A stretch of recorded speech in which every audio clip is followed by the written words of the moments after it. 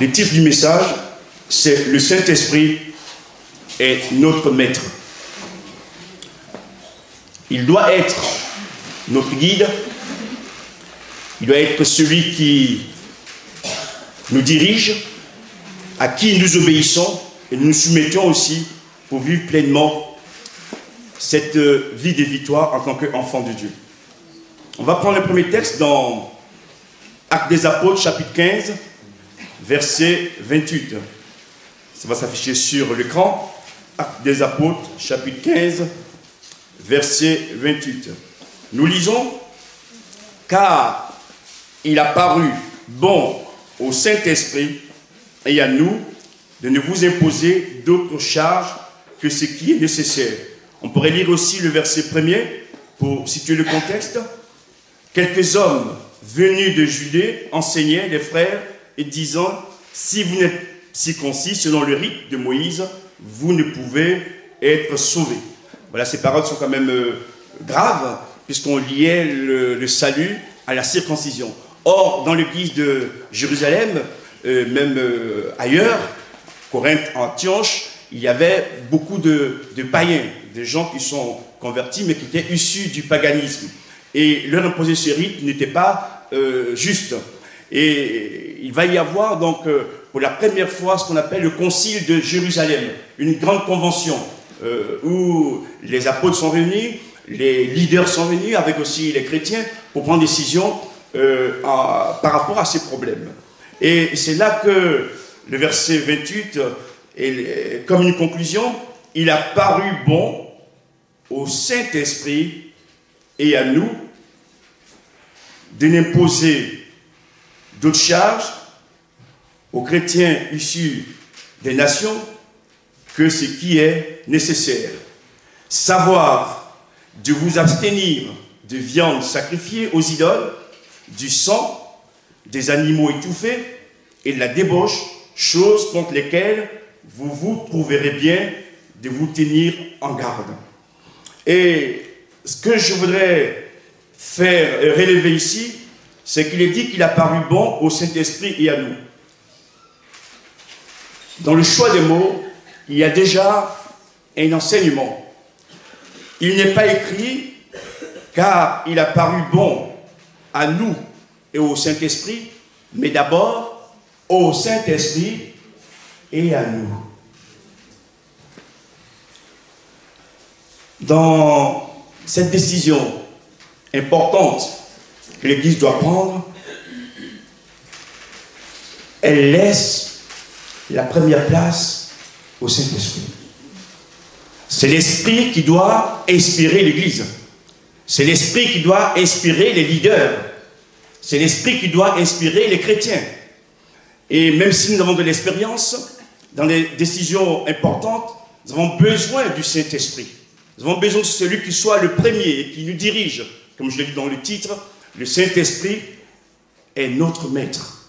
Et quand c'est l'Esprit de Dieu qui est mis en premier et qui nous inspire et qui nous aide, ce que nous faisons a toujours du résultat, a toujours du succès.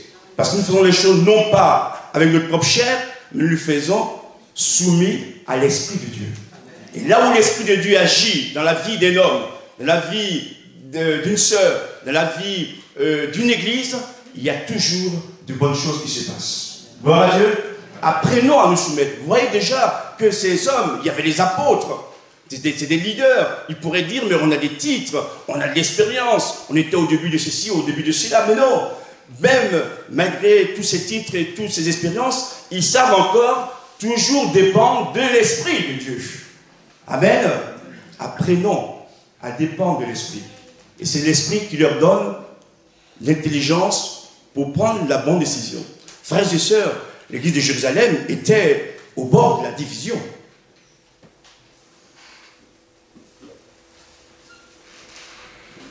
Et il fallait que Dieu inspire ses leaders pour prendre la décision la plus sage. Imaginez-vous qu'on impose aux chrétiens des nations, à tous ces hommes, la circoncision. Ça aurait été terrible. C'est-à-dire que, par un manque de sagesse, des gens que Dieu a sauvés, nous mettons sur eux un joug et nous risquons de les repousser. Mais le salut n'est pas lié à la circoncision. Le salut nous est accordé au nom de Jésus. Amen. C'est une grâce. Et les apôtres vont se soumettre et agir ainsi. Donc, savoir imposer ce qui est nécessaire. C'est écrit également. Ne jamais imposer plus qu'il en faut pour que l'Église puisse vivre dans la paix. Nous faisons une deuxième lecture dans Marc chapitre 12, verset 36. Marc chapitre 12, verset 36. Mais on prend le verset 35 pour être dans le contexte. Jésus, continuant à enseigner dans le temple, dit: comment les scribes disent-ils que le Christ est fils de David? David lui-même, animé par l'Esprit Saint, a dit: le Seigneur a dit à mon Seigneur, assis-toi à ma droite, jusqu'à ce que je fasse de tes ennemis ton marchepied. L'Esprit Saint, l'Esprit de Dieu, est l'Esprit qui a animé David. C'est cet esprit qui nous anime aussi, frères et sœurs. Que cela ne soit pas de temps en temps, mais que cela soit en permanence. Gloire à Dieu. Que l'Esprit de Dieu nous anime tout le temps. Que l'Esprit de Dieu anime tout le temps l'Église. Amen. Et quand l'Esprit de Dieu nous anime tout le temps, frères et sœurs, on est conduit, inspiré, gardé, et on sent l'onction, la présence de Dieu qui fait l'œuvre au milieu de nous. Et ce matin encore, ma prière, comme David a été animé par l'Esprit, que nous soyons aussi animés de l'Esprit Saint. Amen. Il a été animé et il va être inspiré pour dire les paroles qu'il dit. Il faut vraiment la marque de l'Esprit. Parce qu'il parle à la fois de Jésus et de Dieu. Et il dit des choses qui vont arriver plus tard. Donc, David traverse le siècle. Parce qu'animé par l'Esprit, frères et sœurs.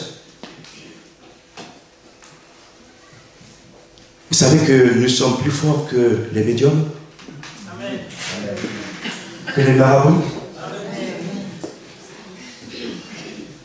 On n'a pas besoin de dépenser notre argent pour acheter les horoscopes. L'esprit qui est en nous, c'est l'esprit créateur, c'est l'esprit éternel. Cet esprit sait lire dans le passé, sait lire dans le présent et dans l'avenir. Et quand il nous anime, frères et sœurs, il peut nous faire voir le futur. Gloire à Dieu. Et parfois nous doutons de ces choses. Mais c'est en nous. Personne ne peut dire que Jésus est Seigneur si ce n'est pas l'Esprit. Parce que tous ceux qui sont nés de nouveau ont l'Esprit de Dieu en eux. Gloire à Dieu. Donc laissons grandir l'Esprit. Laissons l'Esprit de Dieu nous animer de plus en plus, frères et sœurs, pour que nous soyons dans le plan de Dieu et voir les promesses de Dieu se réaliser dans nos familles, dans nos lieux de travail, dans l'église, dans les collèges, les lycées et dans la région où Dieu nous a placés. Amen. Troisième lecture, Marc chapitre 13, verset 11, c'est à côté. Marc chapitre 13, verset 11. Quand on vous amènera pour vous livrer, c'est Jésus qui parle à ses disciples, ne vous inquiétez pas d'avance de ce que vous aurez à dire, mais dites ce qui vous sera donné à l'heure même. Car ce n'est pas vous qui parlerez, mais l'Esprit. Amen. C'est encourageant, hein? L'Esprit Saint peut parler à travers de nous. Amen. L'Esprit Saint peut nous inspirer. Nos paroles inspirées par l'Esprit sont les paroles du Saint-Esprit.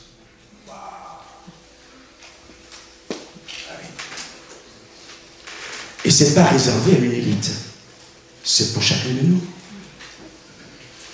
Et des fois, des situations comme celle-ci, où on est pris à dépourvu, on ne sait pas comment répondre, que faire.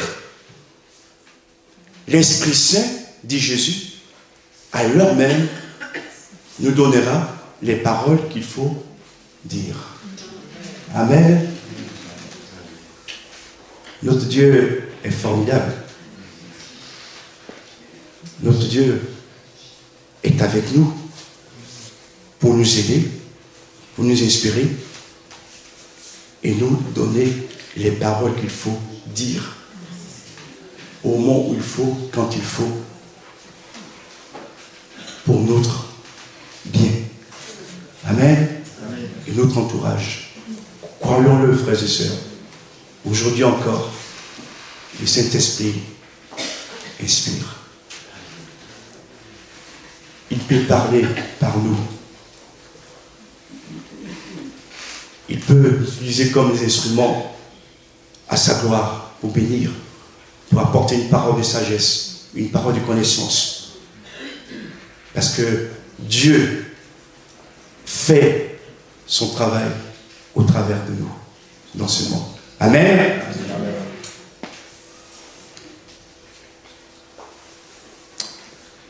Quatrième lecture, Actes chapitre 1, verset 8.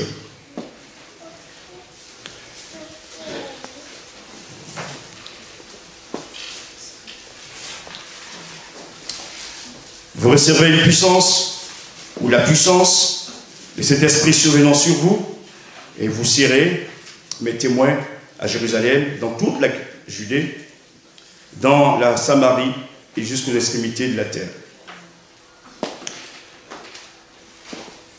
Le Saint-Esprit nous communique la puissance.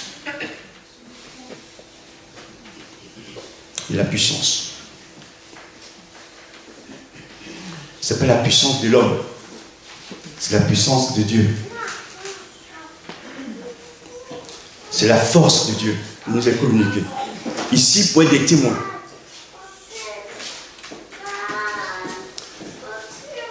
Dieu nous communique la puissance, pas pour nous-mêmes, mais pour glorifier son nom. Dieu nous communique sa puissance parce que dans les situations où nous sommes limités, on ne peut pas agir, on ne peut rien faire. Il nous démontre ici que si nous sommes soumis à son esprit, nous pouvons, en son nom, faire de grandes choses. Amen.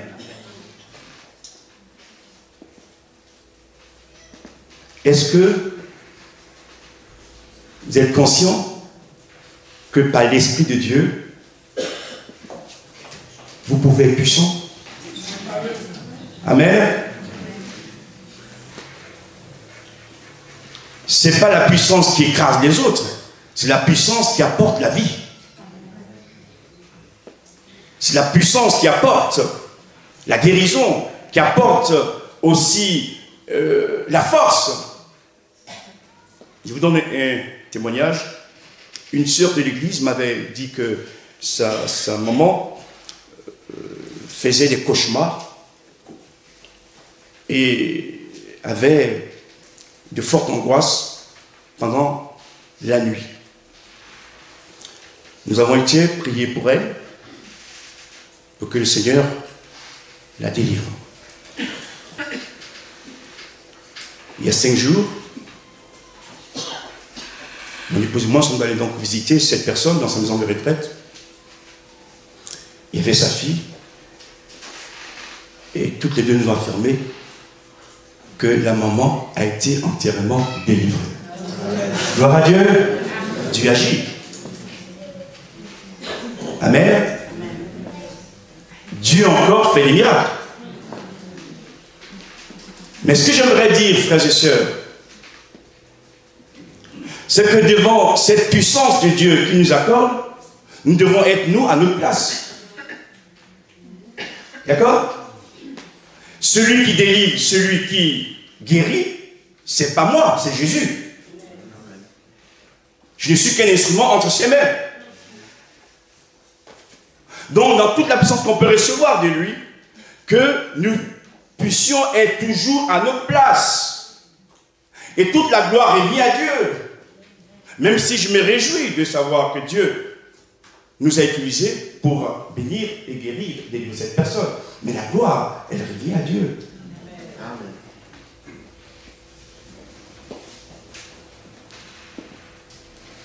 Il est vrai que nous devons exercer notre foi dans ces choses, mais je vais vous dire aussi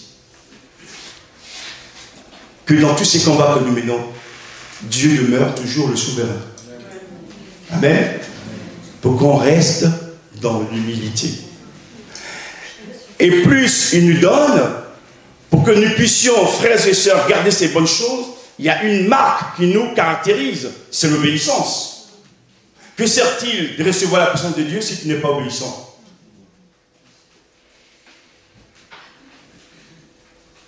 Que sert-il d'avoir la puissance de Dieu si tu n'as pas de sagesse? Que dira Jésus d'ailleurs?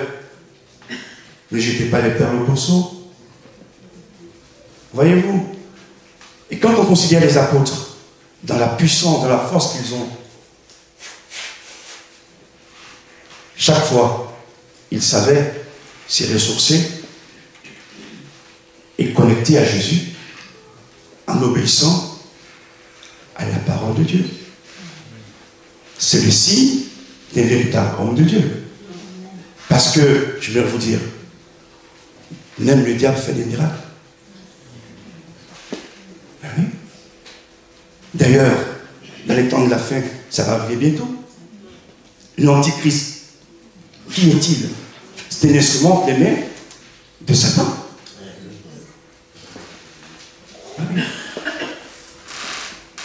Même les démons croient en Dieu, mais ils tremblent.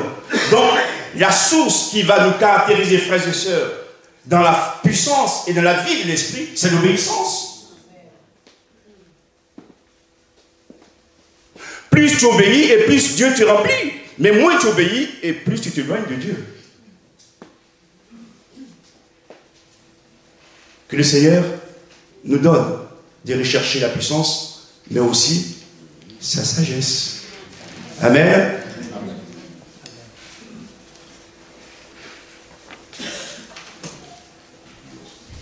Autre lecture dans Actes chapitre 7, pardon.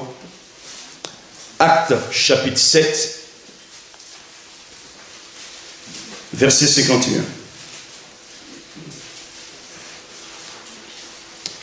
La prédication, une partie de la prédication d'Étienne.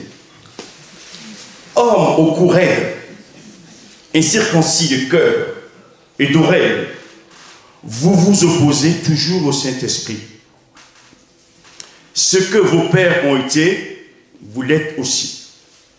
Il a dit des choses importantes, mais aussi graves. Il s'adressait ici à des Juifs, aux pharisiens particulièrement, qui se targuaient de connaître la loi, qui étudiaient la Torah, et même qui enseignaient le peuple. Et pourtant, qu'est-il dit d'eux? Vous vous opposez toujours au Saint-Esprit. Et oui, on peut être né de nouveau. On peut être battu Saint-Esprit. On peut être membre d'une église de Pentecôte et cependant s'opposer à l'action de l'Esprit.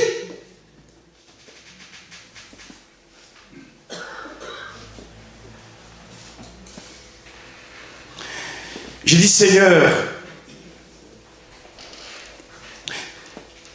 que Luc a écrit, vous vous opposez au Saint-Esprit, ça m'aurait encore donné un peu de courage.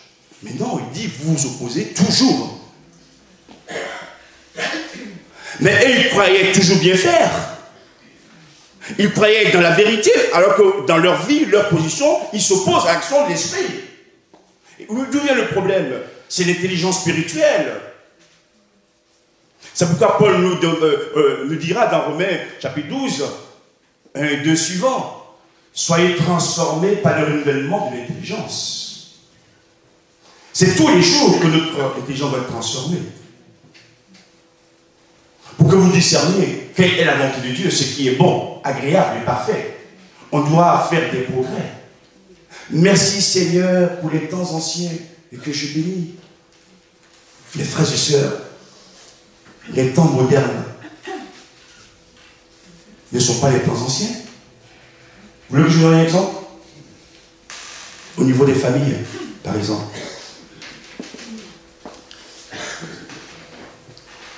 Les divorcés et mariés, les familles récomposées.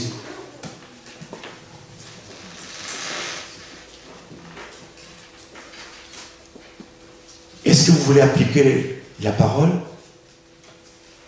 de manière rigide? Vous voulez que j'aille plus loin? Seigneur, fais-nous grâce. Pardonne-nous.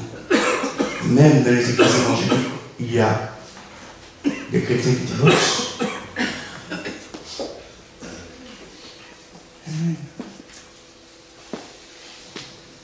Voilà. C'est une souffrance. On a besoin que notre intelligence soit renouvelée pour savoir appliquer les conseils.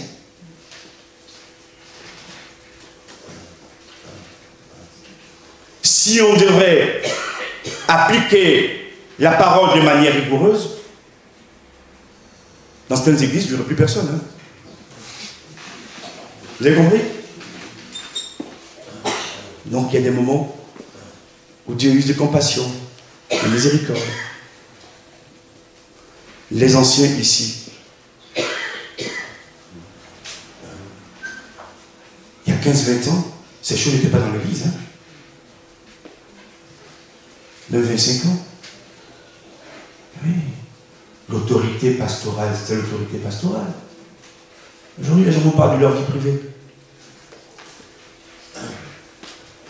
Moi, ce qui m'étonne en plus, c'est que certains demandent des conseils au pasteur. C'est très bien. On est là pour vous diriger, vous aider. Mais si vous venez, alors que vous avez déjà vous-même les réponses, pourquoi vous demandez des entretiens au pasteur? Restez chez vous. Quand vous osez nous dire en plus c'est votre vie privée, ou quand certains nous disent Dieu m'a déjà dit, et comme Dieu est au-dessus de tous, qu'allons-nous dire à nous autres?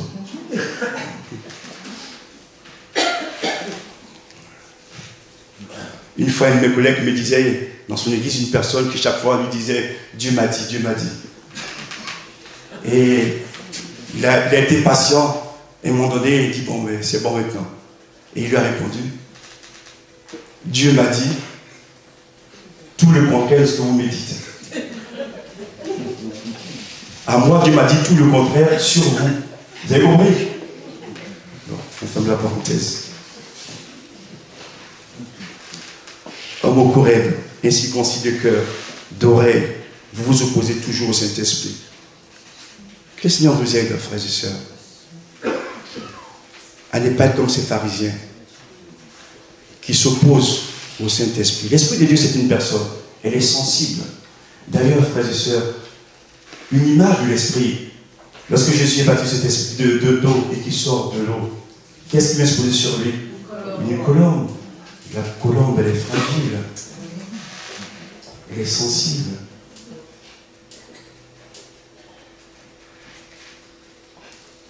On peut froisser cet esprit. Ah oui. Nous l'éteindre. Seigneur, que ta parole ce matin nous aide à ne pas nous opposer au Saint-Esprit, mais au contraire à nous soumettre à l'Esprit de Dieu pour qu'il fasse son œuvre pleinement en nous. Amen. Luc chapitre 10, verset 21. Si de notes positives. Luc chapitre 10.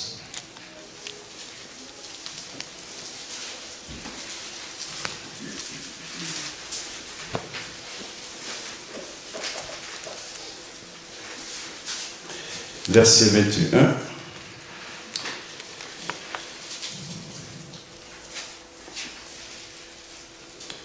ce moment même, Jésus tressaillit de joie par le Saint-Esprit. Il dit, je te loue, Père, Seigneur du ciel et de la terre, de ce que tu as caché ces choses aux sages et aux intelligents, et de ce que tu les as révélées aux enfants. Oui, Père, je te loue de ce que tu l'as voulu ainsi. Toutes choses m'ont été données par mon Père, et personne ne connaît qui est le Fils, si ce n'est le Père, ni qui est le Père, si ce n'est le Fils, et celui à qui le Fils veut le révéler. Ce que je mentionne ici, c'est que le Saint-Esprit nous communique la joie. Amen. Notre joie ne s'achète pas dans le supermarché, dans les lieux de vacances, de loisirs. Notre joie nous est communiquée par le Saint-Esprit. Les apôtres et les disciples avaient été envoyés par Jésus pour témoigner, et Dieu agit puissamment au travers de leur vie. Ils sont revenus contents et racontaient cela à Jésus. Jésus était heureux aussi avec eux, partager cette joie. Mais la joie de Jésus ici, c'est la joie que lui communique l'Esprit Saint. Et ce que je voudrais dire, frères et sœurs, nous aurons encore des combats, nous aurons encore des problèmes. Mais au sein de nos problèmes, nos détresses, l'Esprit Saint peut nous communiquer sa joie. Amen. C'est une joie qui vient du ciel, que le monde ne connaît pas. Et parfois, on peut même recevoir des mauvaises nouvelles, et pourtant notre cœur est dans la paix et dans la joie, parce que Dieu est avec nous. Amen. Dieu nous rassure. Merci pour les bons aliments que nous mangeons, pour les bons gâteaux, pour les bons vins. Mais ce qui nous donne la joie véritable, c'est le Saint-Esprit. Alléluia. Et ce matin, Dieu nous accorde cette joie du ciel à chacun de nous. Amen. Par le Saint-Esprit. Et je termine. On va lire Apocalypse chapitre 22, verset 17. Apocalypse chapitre 22, verset 17. Et l'Esprit et l'épouse disent, viens. Et que celui qui entend dise, viens. Et que celui qui a soif vienne. Que celui qui veut prenne de l'eau, la vie, gratuitement. Ces textes, vous l'avez déjà entendu ce matin. C'est les textes qui a introduit le moment de la Sainte Seine. Gloire à Dieu. Comme quoi, là aussi, l'Esprit, il est un. Gloire à Dieu. Dieu, ce matin, veut te parler, mon frère. Veut te parler, ma soeur. Écoute.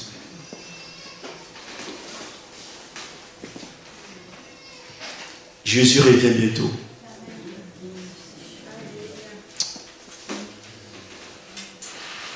Quand on considère ce texte également, frères et sœurs, il n'est pas écrit l'épouse et l'esprit disent viens. Mais c'est l'esprit et l'épouse. L'épouse, c'est l'église. L'église doit marcher toujours derrière l'esprit. L'épouse doit marcher toujours derrière l'esprit. Une épouse, selon la parole, qui ne se soumet pas à l'Esprit de Dieu, qui ne marche pas derrière l'Esprit de Dieu, n'est pas la véritable épouse de Jésus. On peut faire beaucoup d'œuvres de chair, brasser beaucoup de vent, mais on n'est pas l'épouse. L'épouse est toujours soumise à l'Esprit. C'est l'Esprit qui marche devant. C'est l'Esprit qui va inspirer l'épouse, qui va inspirer l'Église.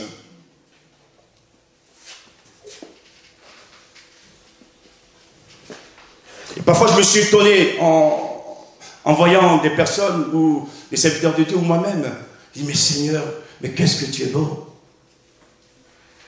Des situations où, humainement parlant, il n'y a pas de solution, on ne peut rien faire.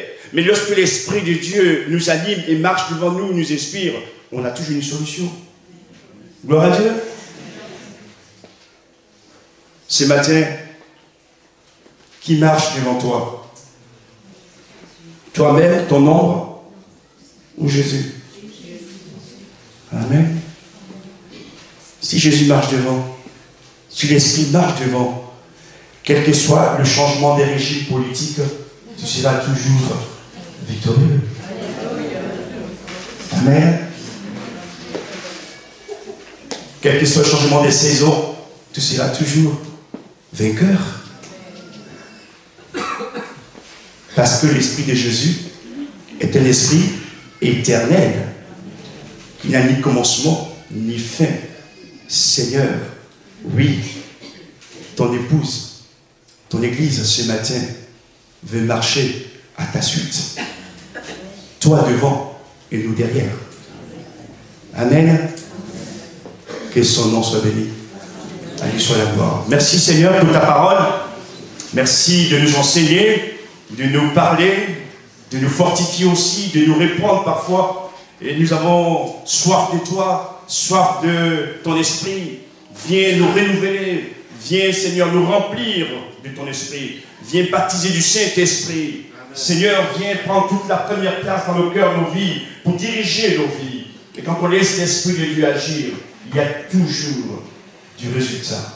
Il y a toujours de bonnes choses qui se passent. Seigneur, ce matin, oui, nous voulons à nouveau nous reconnecter à toi. Oh Père Saint, viens nous baptiser du Saint-Esprit. Viens nous remplir du Saint-Esprit. Viens renouveler l'Église, Jésus. Viens souffler sur les feuilles mortes. Oh, anime-nous de toi, comme tu as animé David dans son temps. Et Seigneur, que ton nom soit béni. À toi la gloire. À toi la gloire.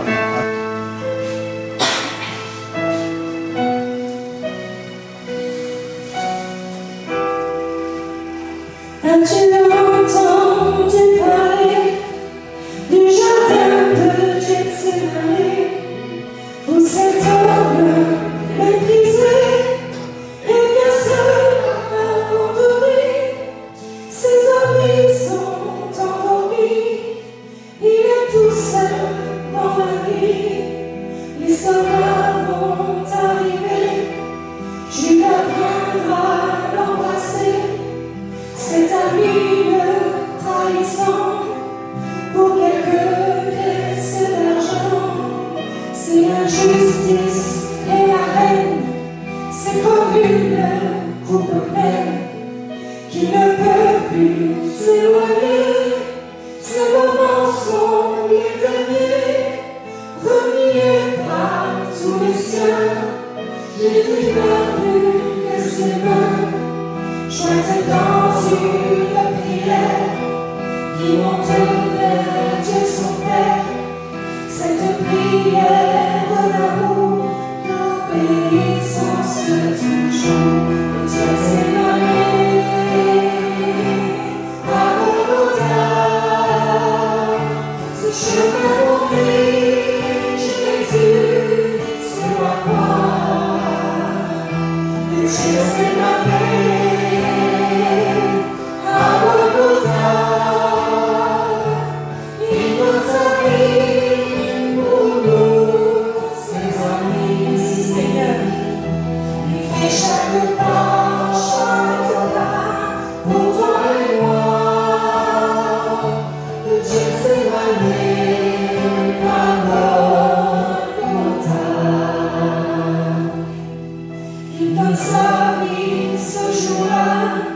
pour sauver l'humanité, pour effacer le péché. Les amis l'ont rejeté, pour guérir l'aimer, ceux qui l'ont abandonné. Et il ouvre ses deux mains pour nous montrer le chemin, celui de la liberté, celui de l'éternité. As-tu entendu parler du jardin de Gethsémani, où l'angoisse de la mort le saisit, le prend ses poids, que l'espace d'un instant où le son fond du sang, Dieu l'attira